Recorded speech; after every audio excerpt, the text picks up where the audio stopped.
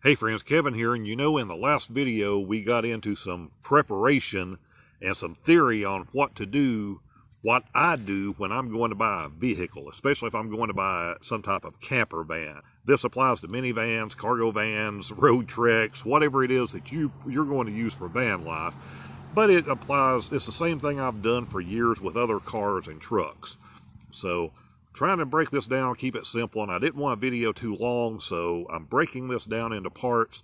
The first video was already up. If you missed it, I'll link it down below. The second video is going to be what I take with me, what I carry in a bag, what's in the bag. There is a reason for everything that I'm going to take that you're going to see in the next video when we start getting into the step-by-step of exactly what I look at with this stuff. And trust me, you're going to be able to do this whether you're a mechanic, whether you think you don't have any mechanical ability. You're going to be able to follow along, and you're going to be able to do this yourself when you go look at used vehicles. I told you a computer bag, an old laptop bag is great if you have one lying around, or you can pick one up somewhere for $1 or $2. You can also use just some type of, plain old bag. It doesn't matter. It's just that you have everything in it. You're ready to go. You grab it, you throw it in the vehicle. When you get somewhere and you're looking at a vehicle, you take it out of your vehicle, put it in the one you're going to go test drive. So you have everything you need. So what's in the bag, man? It's important that you have magazine, and that's not the right bag. Let me go get the right bag. In the right bag, first of all, is going to be an engine code reader. And like I said, in a future video, I'm going to show you exactly what to look for with these. You can get a very cheap one, $30 or so, that'll do nothing but engine codes. You can do one a little bit more expensive like this that will do more. I'll take you through all that in the video where we're actually using it. But if you don't have one, buy one. If you can't buy one, at least have somebody you can borrow one from, because this is going to be invaluable for a lot of reasons. But let's get into the rest of what's in that bag. Number 2, you're going to be under the hood, so you're going to need a towel at some point. Just something like a kitchen towel is going to be fine.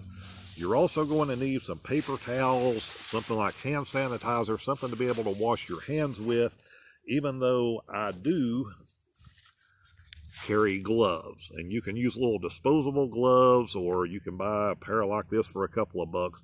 But you do need gloves because you are going to be under the hood and under the vehicle a little bit.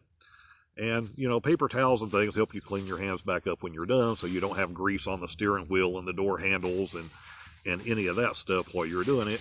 And just an empty bag to be able to throw those paper towels and stuff in when you're done.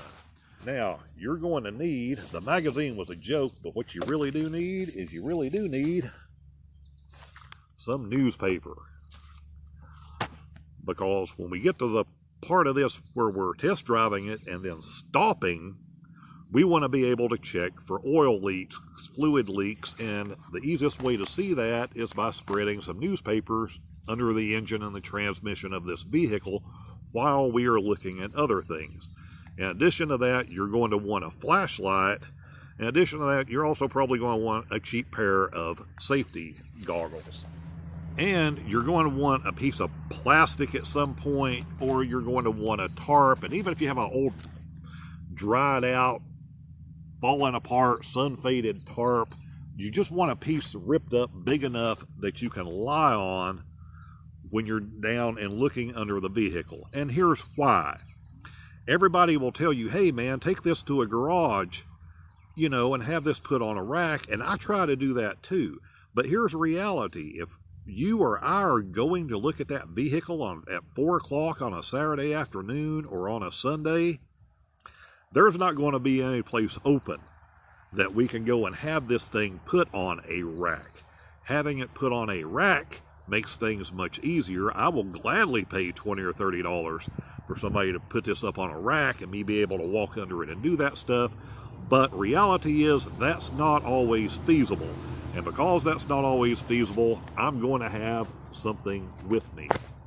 because I'm going to be trying to do this in a parking lot somewhere, a church lot, anything I can find, But sometimes you're going to end up in areas where everything is not covered in asphalt. Sometimes it's the best you're going to be able to do is pull into something that's gravel covered. And you don't want to be on your hands and knees going across gravel. So have a tarp, or at least a piece of an old tarp, with you rolled up in your bag. And one last thing. And this thing is optional, but what I want is a can of Freon R134 that replaced the old R12, which is what's been in most vehicles the last 25 years. Air conditioning stuff. And the main thing, I want the little hose adapter with me. It only weighs a couple of ounces. I could stop somewhere, most places, and get a can of this stuff. But it doesn't weigh very much. They're 12-ounce cans, so I throw one of those in the bag too. Now, generally, I won't buy a vehicle that does not have a working air conditioner. That is my rule. I like cheap and I like budget, but I also like air conditioning. So if I can't get an air conditioner figured out, that's going to be a deal breaker for me.